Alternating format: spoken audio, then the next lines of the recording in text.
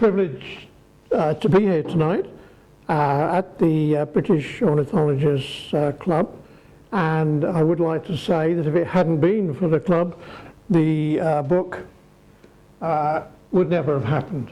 It's really down to the support that the club has helped and assisted with that we actually managed to complete the book. And I think there are some more copies at the back if anybody would like to have a closer look after the event.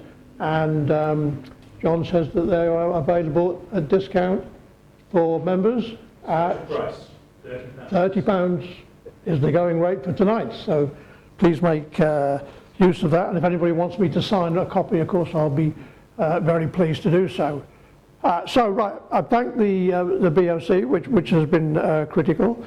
My co-authors, Peter Mundy and Ray Williams, neither can be here tonight for different reasons, which I'll explain later, but of course they were critical to this collaboration between us, because we all brought different aspects onto this platform, which none of us could have done on our own.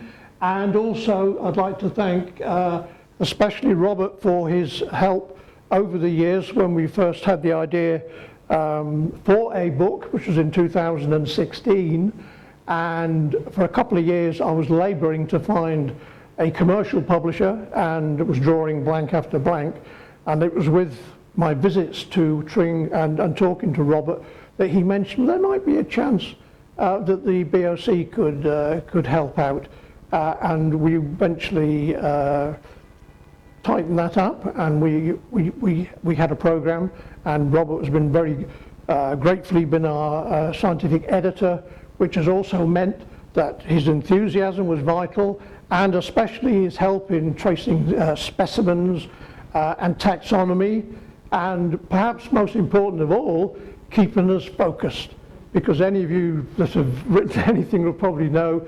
the opportunities to go down rabbit holes is really significant, but Robert kept us in focus as to what we were really doing with this biography. So I'd also like to thank my daughter who's with us tonight, Chloe. She helped with some of the illustrations, including the cover and artwork, and helped me with IT over the years, so I'm very grateful that she could come along tonight. What I thought, how do you condense this into 45 minutes? What I thought I would do is feature key people in his life and key specimens that meant a lot to him, and use that as a springboard to have a look at what was happening to him and what he was able to do. So we got this as a frontispiece, and I included a quote from Erwin Strassman in 1940. So some 50 years after Gurney's death, he named a bird after Gurney, and unfortunately it's no longer valid, but he named this bird. And this was all in German, his paper, and when I got it translated, and I realized that what he was saying about Gurney being the master, and if you want to be any good at birds of prey, you have to beat him.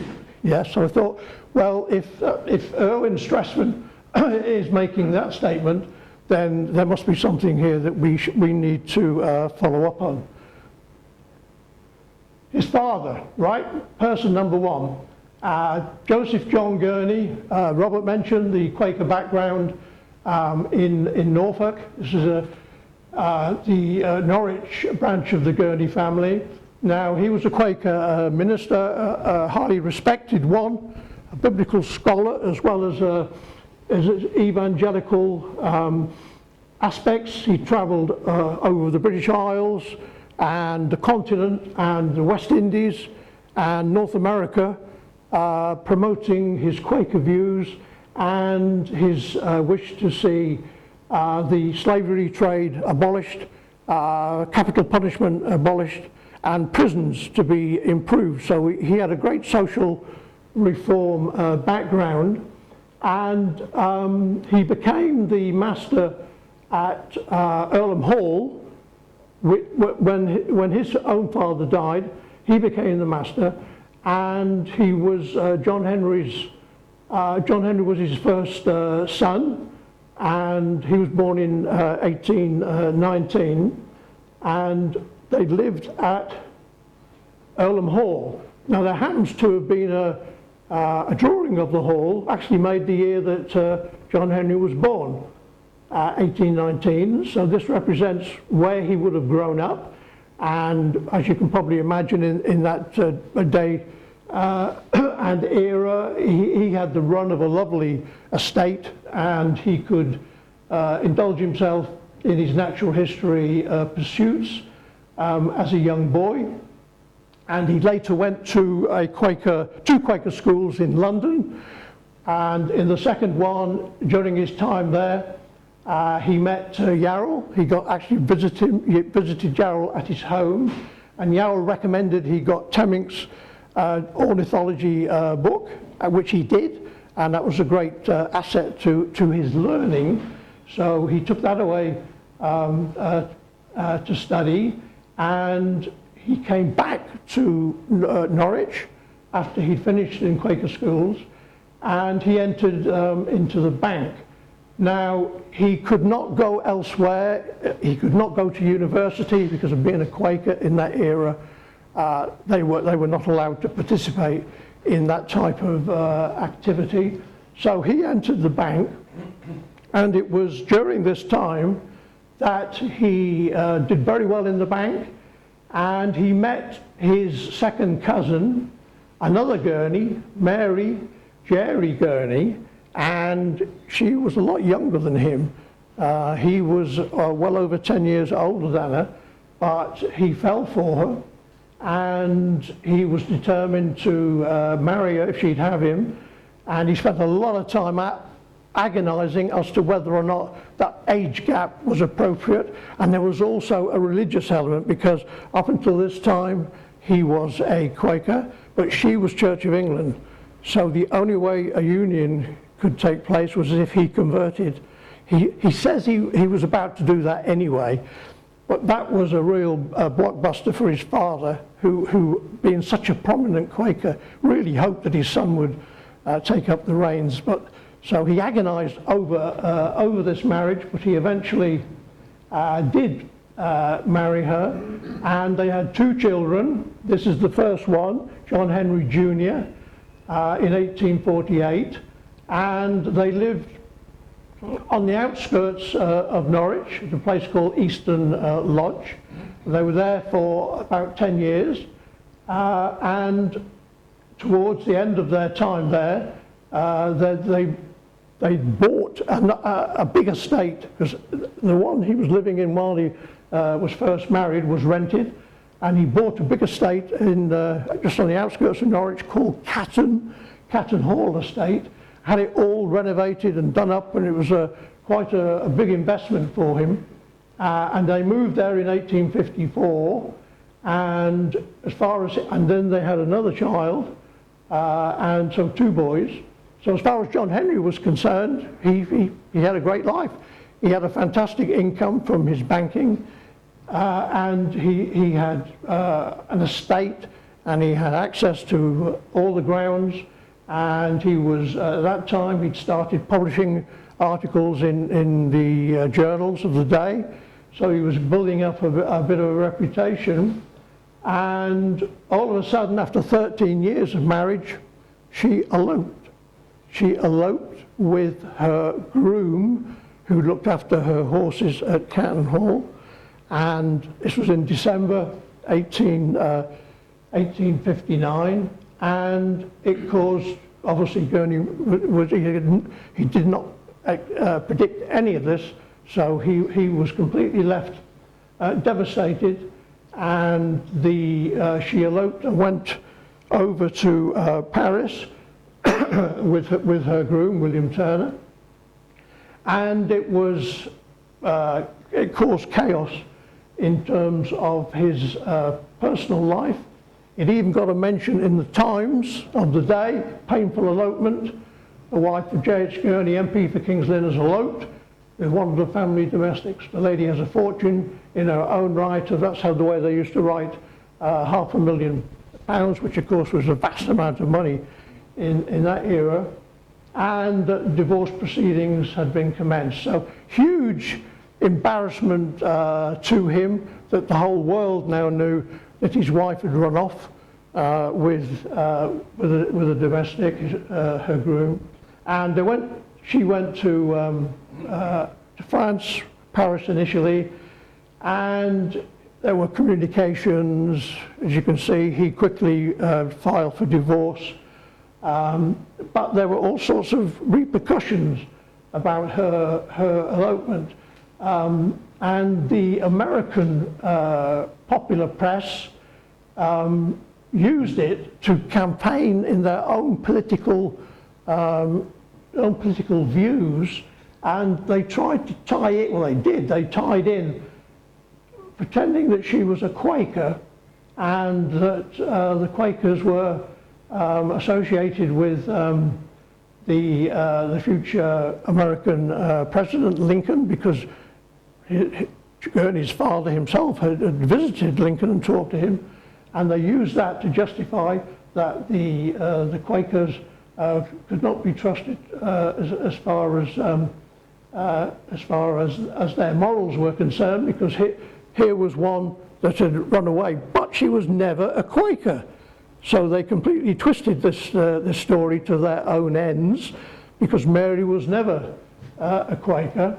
So look, this was caused great problems for the Quakers in America, in North America, as well as in this country. And I'll just go back to that one. And it had another knock-on effect, because 6 months after this happened, a book appeared in North America called Mrs. Gurney's Apology, and it was maintained that Mary had written an apology in a letter and a book form, and saying, you know, how sorry she was and all the reasons why she'd done this, which is thought to be a complete fabrication. That whole book is a real puzzle, and my co-author Ray spent a lot of time trying to get to the bottom of who published this, who wrote it, and what was the real motive for doing it, because so a lot of the facts seemed to make sense, but then again there were elements of it that didn't. So that's a whole puzzle in itself, what happened with that element. So he is divorced. So a lot of legal issues about the divorce, a lot of legal issues about how the children should be provided for. So trusts and things all had to be sorted out. Even the divorce wasn't easy because of him being an MP, etc. And in those days, divorce was not at all straightforward, and he took a lot of advice from very high up judges and things before he decided what to do. And also, his wife threw in the fact that she said that he was the father of her child, that she had become pregnant while she was away in France. So he had to deal with all the litigation concerned with being accused of being the father of a child that she had when she came back to England. She did come back, and she did settle with this groom, and was very well off, very rich, and settled in Somerset, and did quite well. But unfortunately, she died quite young with cancer. So that is quite an interesting side story, which had great impact on Gurney and his private life.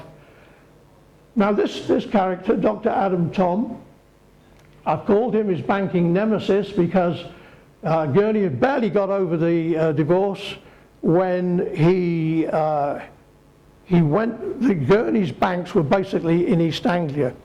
But Gurney looks as if he thought that he might be better out of the limelight with everything that had happened in his personal life. And so because the Gurneys also had banks, one particular one in London called Overend and Richardson, which it became Overend and Gurney, then Gurney spent spending more and more of his time in London with that particular bank, and things were not good.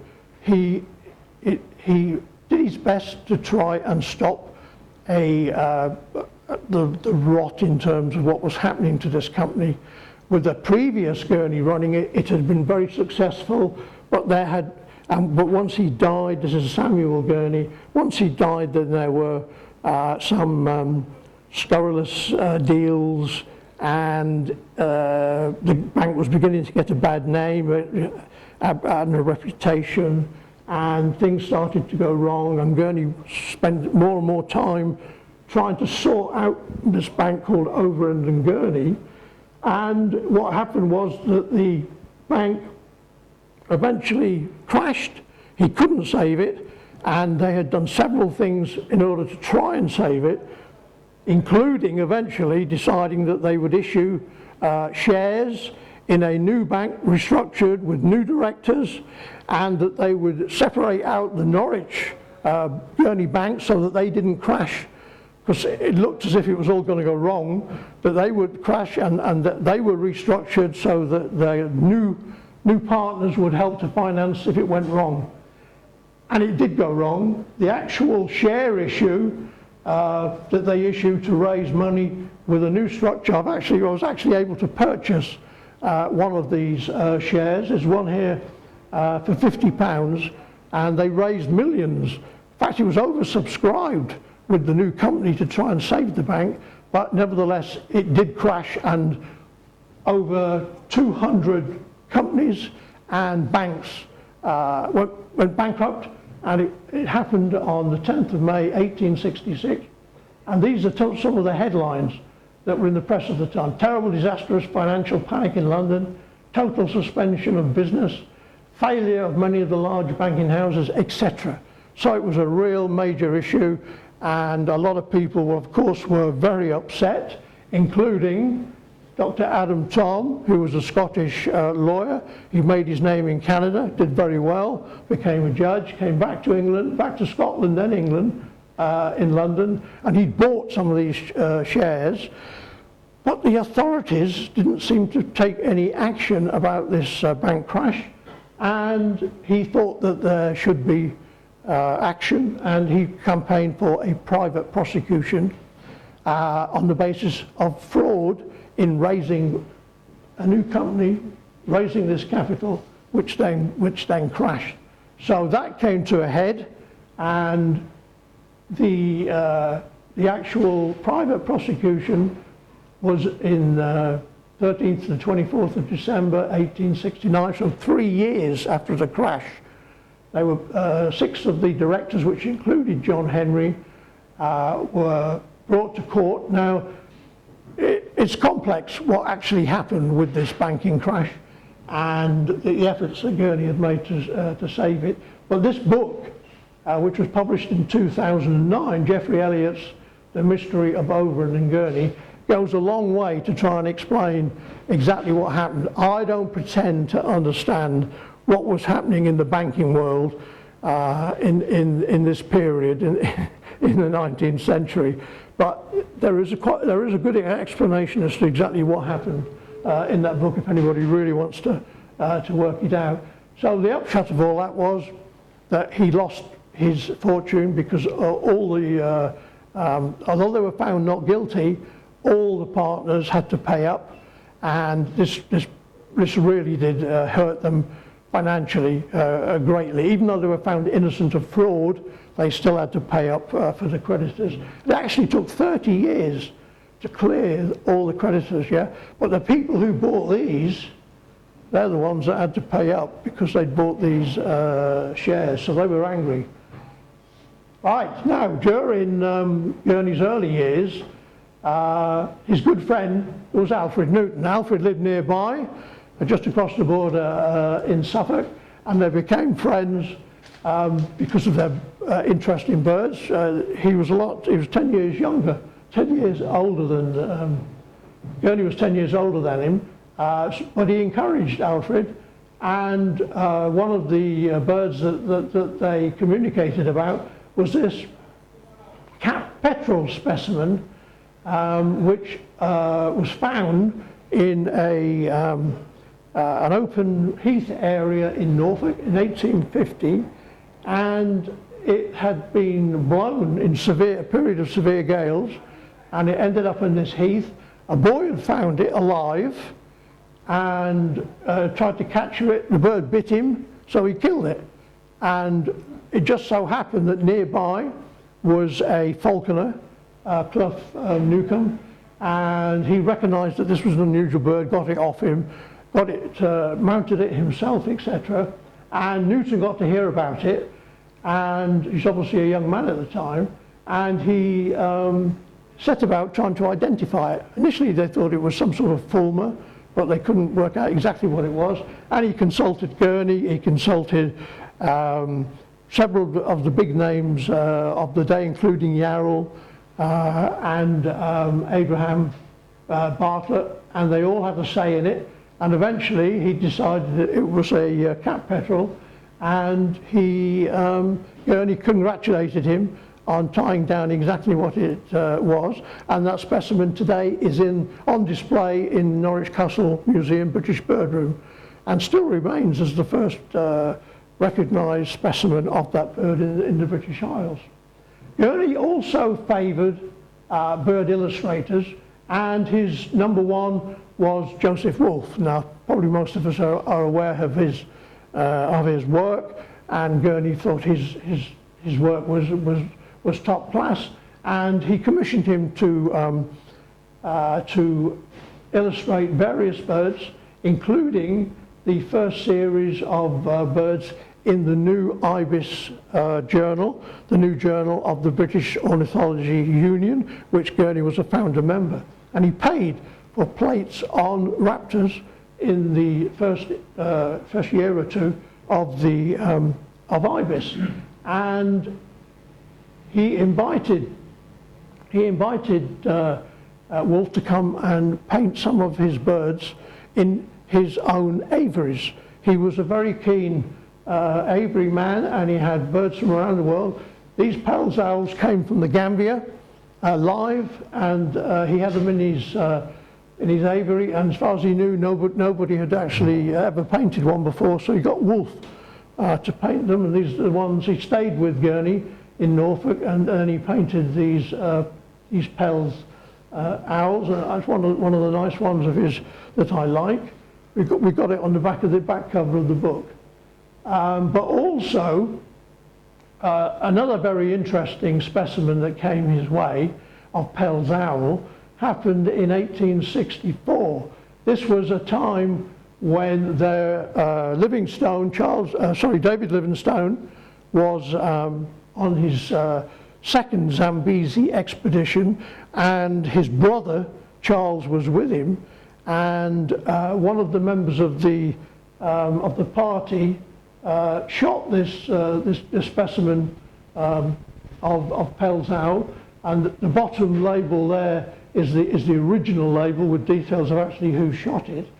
And Charles Livingstone donated it to Norwich Museum, to Gurney.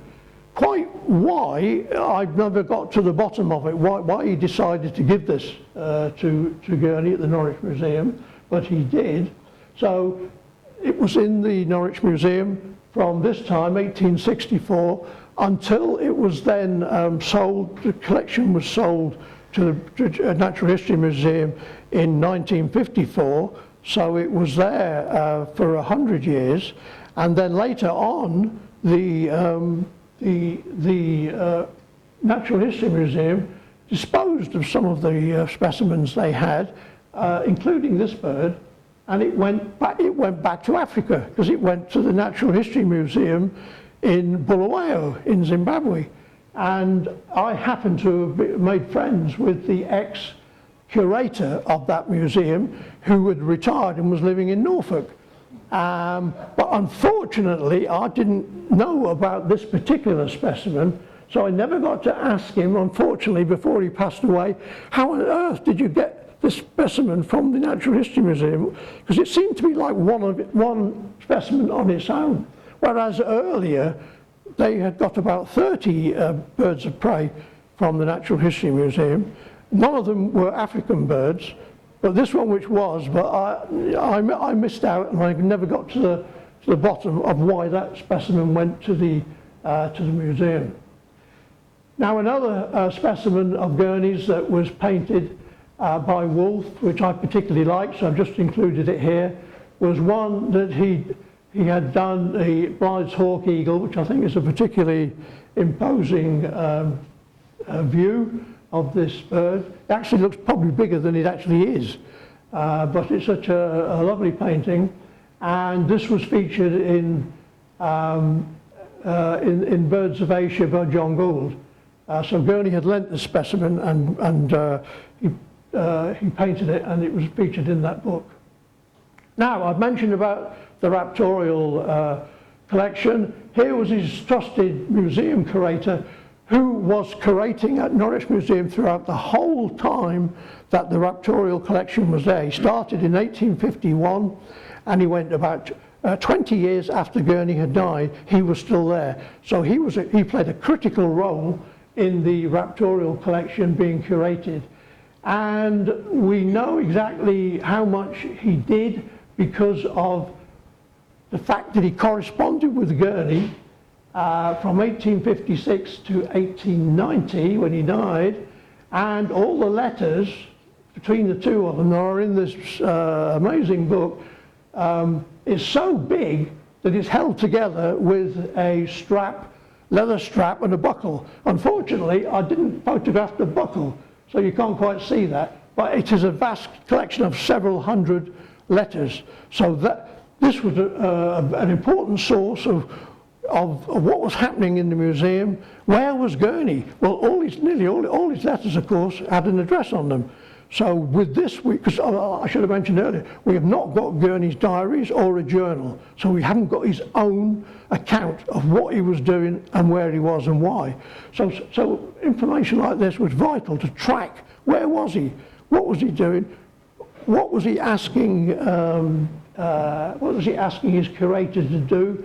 And why were they talking about these various things? So this was a vital resource, and equally vital towards the end of Gurney's life. He said he approved of the curator writing a catalogue of all the raptorial birds in the Norwich Museum, and that meant that he had a catalogue which he started in 1889 and finished 2 years later, obviously after Gurney had passed away. And in this catalogue, which is a huge, this is a Tring, at every page, there are over 600 pages, and every one is a separate species or subspecies, and the information included is what the Latin name was, what the English name was of the specimen or the species or subspecies, and also where it was located, the specimen was located, age, sex, who the collector was, and who donated it to the museum. So for over 600 specimens, this information was tabulated in there by Reeves. So this was a huge resource to work out what was going on, what specimens had he got, where had he got them from, and how many of them had he bought.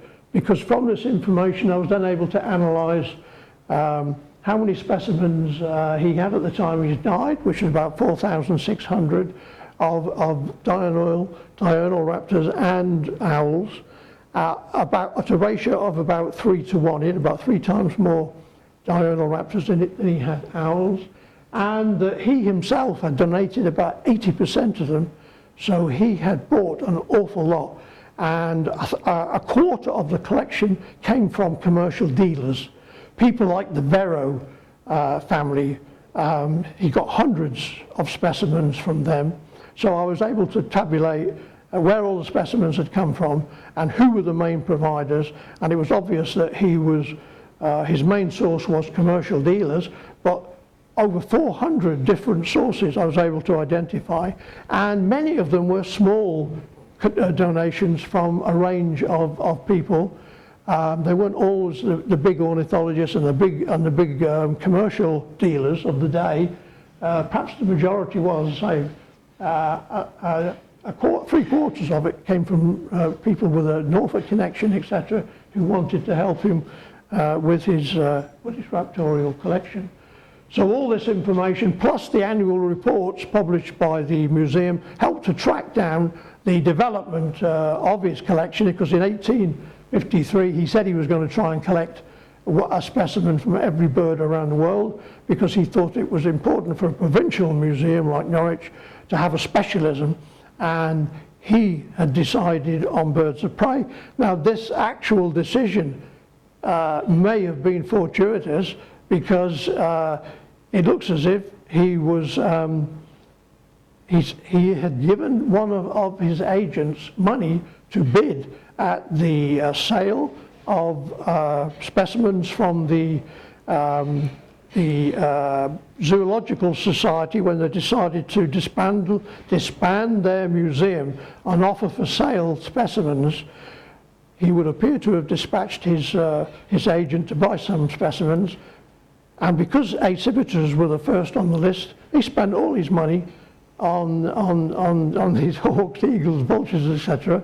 And he bought such a big collection that Gurney, it seems as if he thought, well, I've got a good start here, this is what I shall specialise in. So it might have been as simple as that as to why he specialised in birds of prey.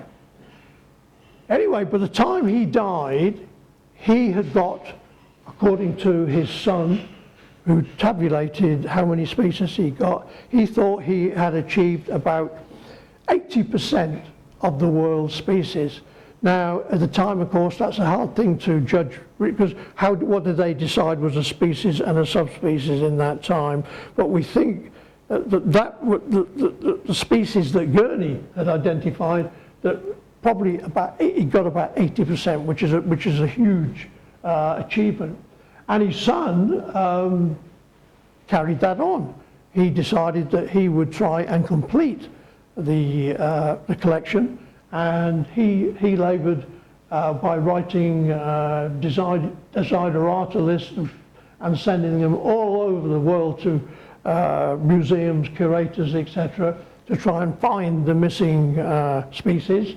And he added about another 300 specimens, but he wasn't really looking for numbers, he was looking for the missing species, and he added about another 23 or so species. So the final tally was nearly 5,000 specimens, and about 576 that they considered to be species and subspecies at the time. Now when we compare, well, I tried to compare that with today, how many by today's recognised raptors would this compare to, and it works out at about 70%. So he'd done a fantastic job. Whether Gurney himself would have been satisfied with this, of course, we'll never know, because we don't have his own comments. But it was a tremendous effort, and Gurney Jr. carried on. Okay, the originator of this club, I called him his sparring partner, because he was a lot younger than Gurney. He was like the young gun on in the bird of prey world, and I'm sure most of you will know that the story about his start at the Natural History Museum, or British Museum as it was at the time, and the fact that he was tasked to produce volumes of the collections there, and the first one was to be the diurnal birds of prey. So within a year or so of starting work there, he's still a very young man, he produced this volume on the accipiters, and he produced it in 1874, and it was a significant work, but it was almost ignored by the ornithological journals and commentators at the time. But Gurney, he was really interested in this, because this was his field, and here was this book on the collection at the British Museum, Natural History, with all this information, because it contained every species that was there, all the individual specimens. Sharp had listed them all, and he'd also come up with his own sort of classification, which rubbed a few ornithologists up by what he had done. But Gurney decided that he would respond to this book by publishing his own notes. And the ibis was the vehicle in which he set about doing this. And in fact, his notes on this book lasted for 8 years.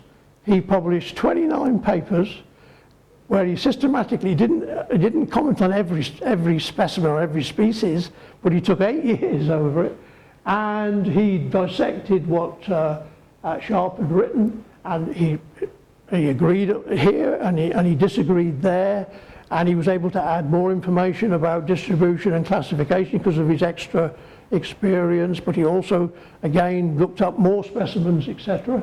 And altogether he did so much work on it that he almost produced a book in terms of his ibis papers. But of course, you couldn't look up what he was saying about it because they weren't indexed. So what he decided to do was publish his own book, and he made a catalogue of those that were available in the Norwich Museum, and he published this in 1884, so really sort of 10 years later. What he did in this is that he did it in a tabular fashion, so he was able to reference what Sharp had said. He was also able to reference what his papers in ibis had said, and of course he added some new information because he's now 10 years further on than Sharp was. So he came up with his own classification, etc. So we can make some comparisons, although as I say, he did have 10 years more advantage. So this was his major work in terms of his collection and his thoughts on classification and taxonomy of the birds of prey. And this was published, what, 6 years later before he died. But he did publish some more work. So moving on to Gurney's other strand, which is his Southern African collections.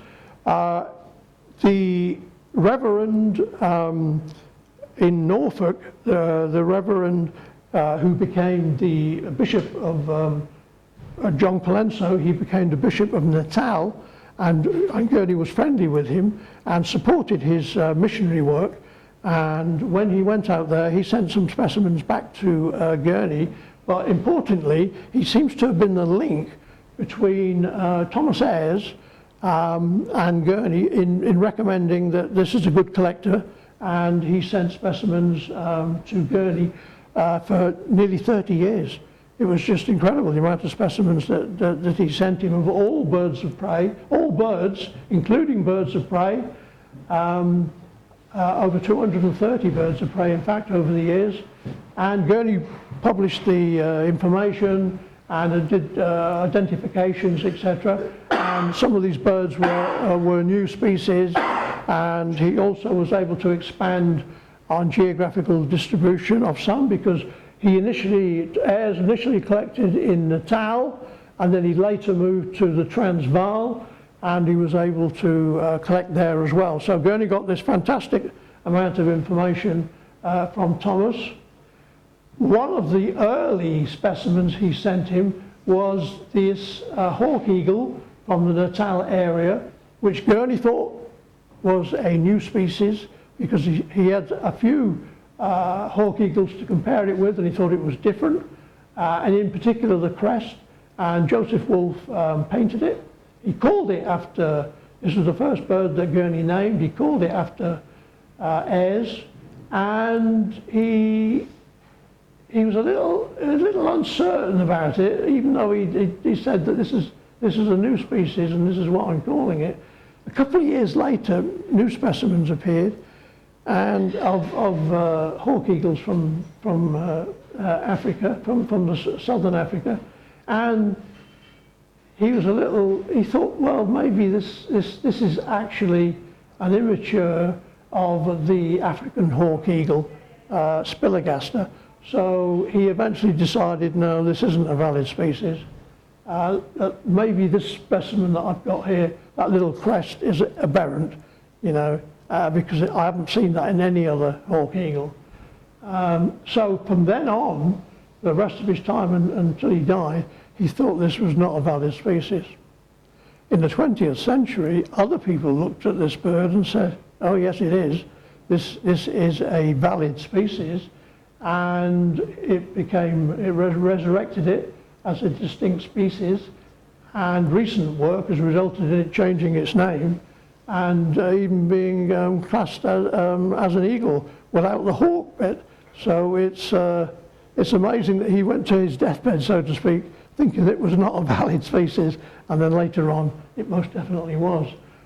Here is the actual type specimen from 1862, and you can see the labels there, which I've blown up here, and these are original labels from Ayres. You can see his original label there, and you can see all the different names that it went under over the years. Spilagaster there, Dubious there, and also you can see there Fasciatus there, and there's the British Museum's type label there. So quite a history of that bird.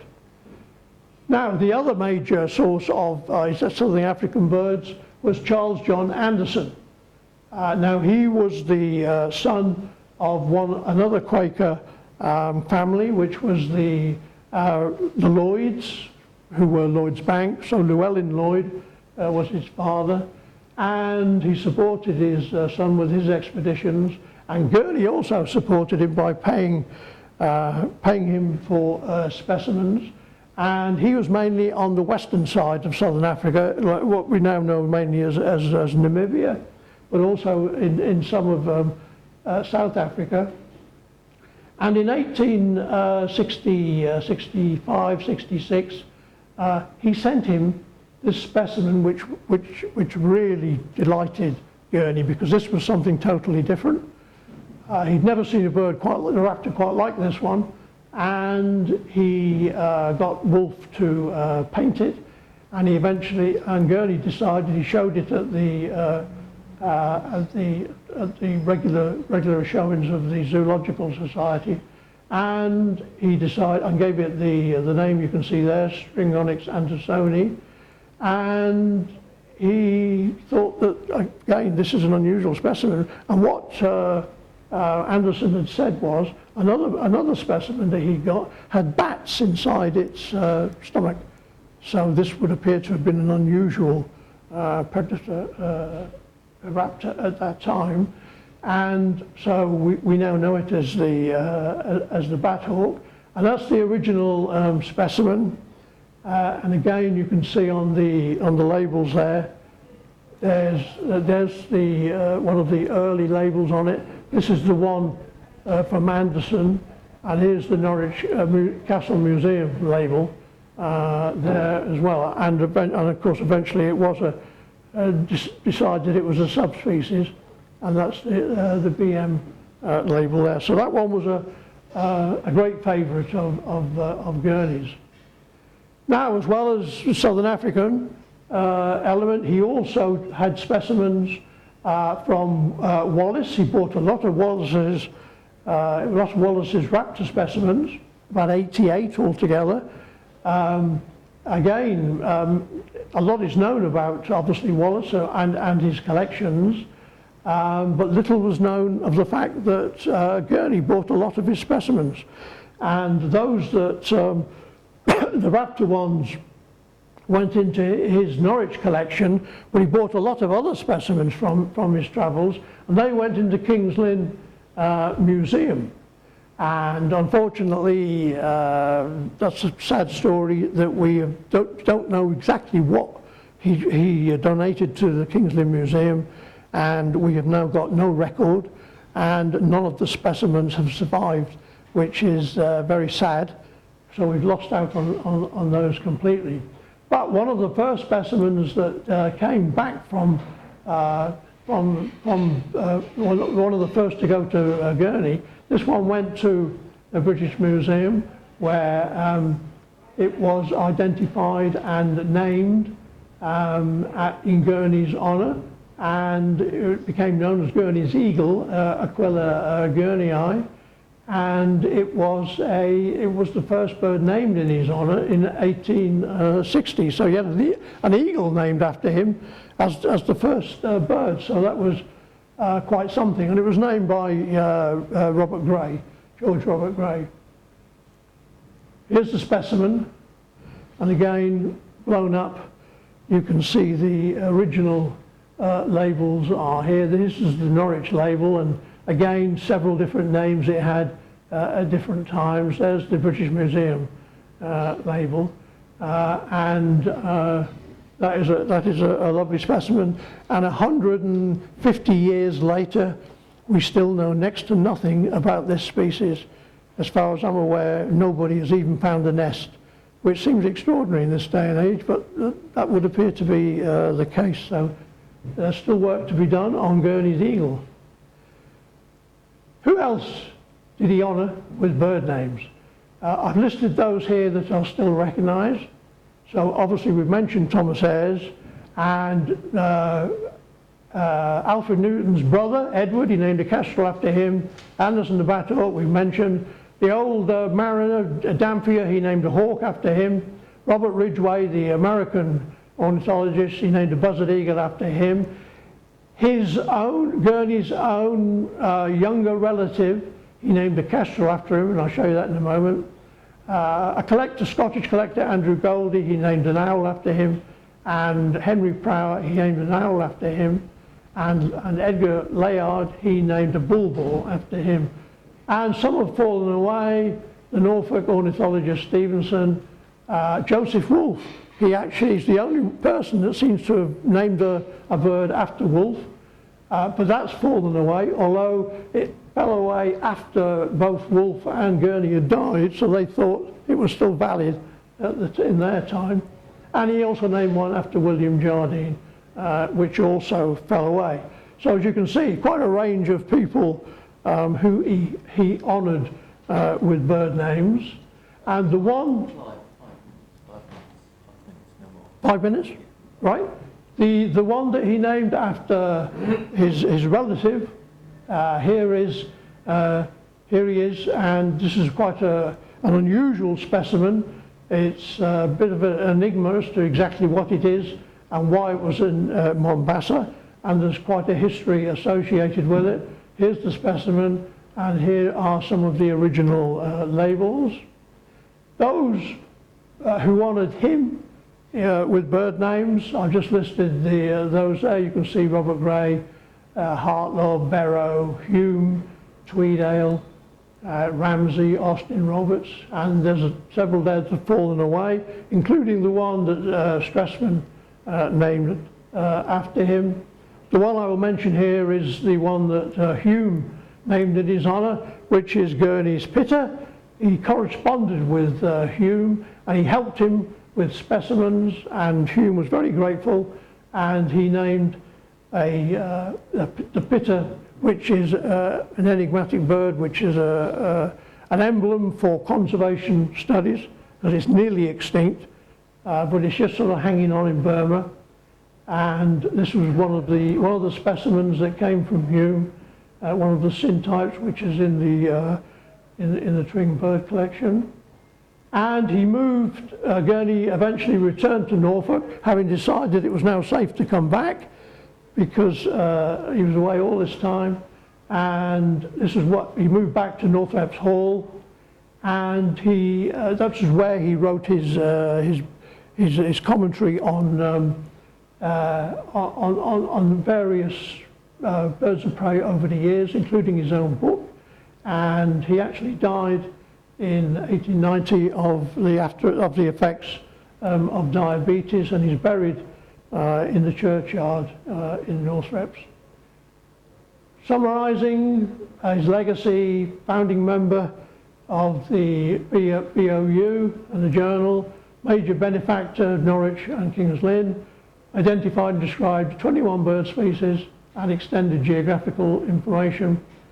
His huge bird of prey largely still intact and available for study, and he assisted other ornithologists in their studies and contributed to our modern.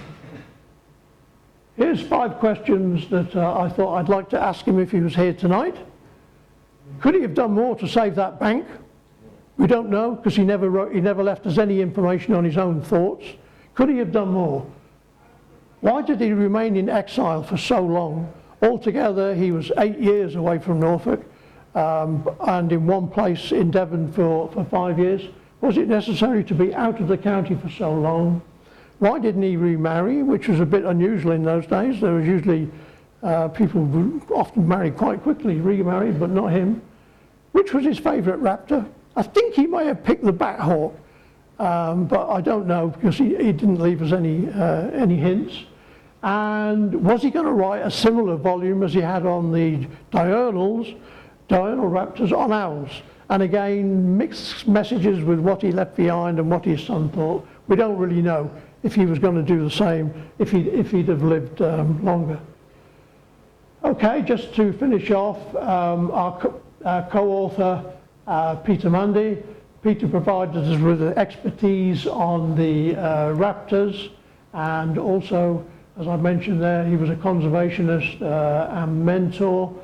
Spent most of his life in Africa, in southern Africa, in Bulawayo, and he was an inspiration in his dedication to this project.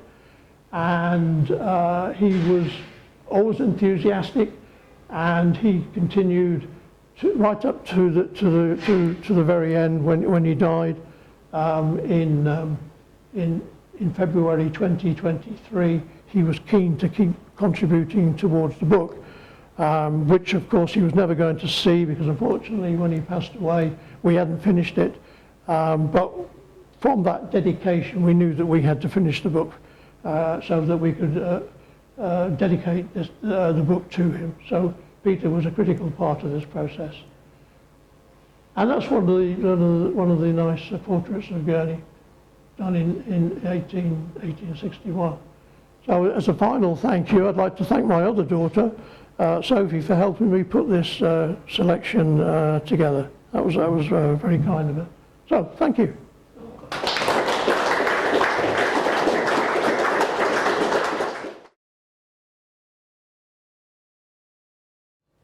Wolf's illustrations are just outrageously wonderful. You only have to get close to one. I was looking at one yesterday, the day before, in this library before a meeting. What I'm wondering is there a collection of all those pictures relative to Gurney that Wolf did? Well, I didn't mention actually, that was Gurney's intention. He commissioned Wolf, well actually he firstly commissioned Alfred Newton to paint raptors, and that's a whole story in itself, what happened to his paintings. But he later commissioned Wolf to do, and that's why he came to Norfolk, to paint some of the birds live. He painted some in the zoological gardens. He even went on the continent and painted some, and he painted Gurney specimens. So he was intending to publish a volume of the of birds, raptors that had not previously been figured. But the bank crash caused him to withdraw. Apparently the plates were already nearly ready to go, but it wiped him out financially, and that project fell away. But some of those plates did end up being published in various sources. He lent his plates to other people to illustrate them, like with gold. Several of Gold's plates were Gurney specimens that he had commissioned to publish himself, but never did. So several specimens did get published, but there is more that didn't. And I have been fortunate to see some of these paintings that are in private collections. And one of the things I'd like to do at some stage is to catalogue those that have never seen the light of day. So that's a project for the future. Just really quickly, did Wolf paint some of the things from specimens and not live? Yes, but Gurney was anxious to paint as many live ones as he could. Of course, yes. But yes, some specimens as well. Yeah, thank you. Yeah. Other questions? Yes. You said we don't have his diary. Did he write a diary? Oh, we don't know. We don't know? No, because there's no mention of him having. I'd be very surprised if he didn't, because his father was a massive. There are volumes of his father's private diaries, which have been published, but nothing. We've got no records of whether he whether it seems unlikely that he didn't keep diaries or journal or field notes. We've not even found any field notes. So what, if he did keep them, where are they? Did they survive? So that would be a wonderful find, but nothing yet. Did his son never say anything about that? No, his son didn't, never hinted that he'd kept diaries or anything, so we couldn't find anything via his son, no. Any other? Yes? Clive, going back to the banking crisis, Yeah. are you speculating that he was diverted by his interest in birds from his duties? No, I don't think, because we have argued that it was actually his passion for birds and bird study that enabled him to survive through all the personal upset and the banking crash. He was able to divert on his bird studies, even though he was moving around all over the place at one time. He's still able to have that as a true foundation, which really helped him. But no, if you read, as I showed you in that volume on the Overend and Gurney bank crash, I didn't read, when I read that, I didn't read into it that he was not paying attention to what was happening. He was a sleeping partner in this bank in London up until the early 1860s, when he spent more time directly working with that bank and trying to save it, which is we know he couldn't in the end. Anyone else? No? Wondered, do we know what went so disastrously wrong at King's Lynn in the collections there? Well, I mean, I tried quite hard to find the written accounts of what happened.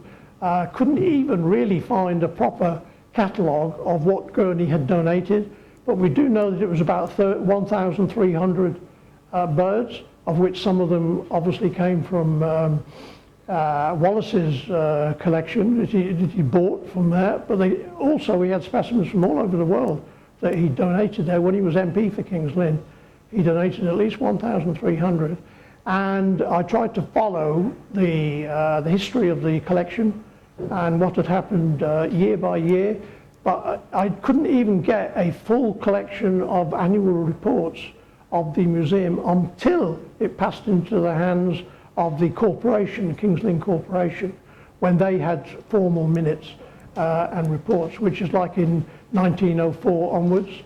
And I tried to trace what had happened to the collection, because they did one or two surveys of what was available, and all I can see is that there were, time and again, they were having problem with moth, and they were trying to rectify, and they seemed to be on a losing wicket time and again. And I think, which is odd, because a nearby museum, Wisbeach, still got specimens of Gurney's birds there, and they were, sort of contemporaneous with King's Lynn Museum. And of course, all Gurney specimens in Norwich Museum weren't troubled by moth. So I think the authorities for the museum committee, they might have taken their eye off the ball and didn't really keep up to date with the deterioration of the collection. So when I went round with the curator in 2017, I think it was, and we went through all the storerooms, we could find not a single specimen from that era. Well, we couldn't find hardly anything at all, but certainly nothing from Gurney's era. So that was a big loss.